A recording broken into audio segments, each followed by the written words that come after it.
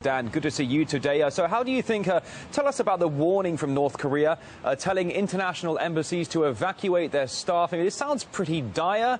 What do you make of it? Well, the intention behind this has been clear from the start of this crisis. North Korea's whole intention is to show its willingness, preparedness to defend itself should war be launched upon it.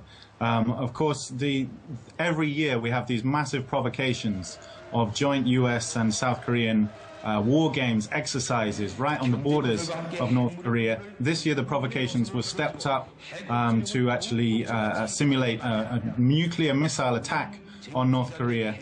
B-2 bombers were used for the first time along with B-52s and F-22 bombers. So this massive military provocation from the US, the North Korea feels rightly threatened. It's seen what's happened to Iraq, to Libya, and so on. It feels threatened. It knows it was on the overt, explicit hit list of the American government some years ago, and it needs to make very clear that it will not tolerate any kind of infringement of its sovereignty, any attack.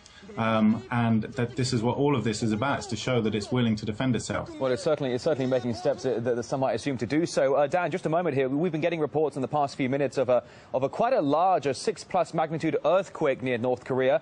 Of course, it was just a couple of months ago that the North did another one of its underground nuclear bomb tests. Can you read anything into that, or is it just pure speculation?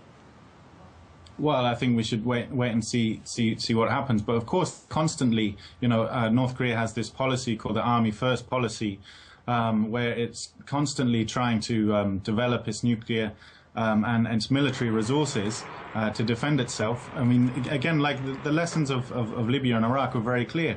Saddam Hussein gave up his weapons program, and we saw what happened to Iraq as a result. Colonel Gaddafi gave up his weapons program, and we see what happened to Libya as a result. So they're constantly trying to upgrade their weapons in order to defend themselves. Of course, the US, one of the reasons for this constant annual provocation of these war games exercises is to keep tensions on the peninsula high, to justify the massive US military presence. It's one of the most militarized regions in the entire planet. And so this is one of the reasons they're always doing these provocations to justify them. But Dan, if I can jump in just for a moment here, I'm sorry, I'm just so low on time here. But here we have this bolstering of military forces, Pyongyang doing it, America rushing into the region, though. I mean, do you think, is there anything Washington can do to prevent a full-scale confrontation in case North Korea really is determined to take it to the extreme? Because it's anybody's guess at the moment.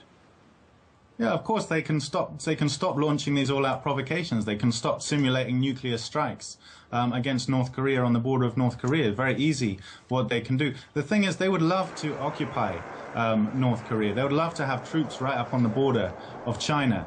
And what stops them is every time they simulate these attacks, these invasions, they calculate that their losses would be in the magnitude of tens and tens of thousands of soldiers. So that's what's stopping them. What they would dearly love then, the US and its allies, would be for actually South Korea, for a inter-Korean war in which South Korea took all the conflict, took all the casualties. Now, for this reason, this is why the North is so determined to make clear that any attempt to provoke some kind of inter-Korean conflict on the part of the US and its allies the US would pay a heavy price for that. Indeed. I mean, that's certainly the message we are getting out of Pyongyang at the moment. Dan Glazebrook, a political writer and journalist, joining us live here on RT. A great pleasure to see you today. Likewise. Thank you.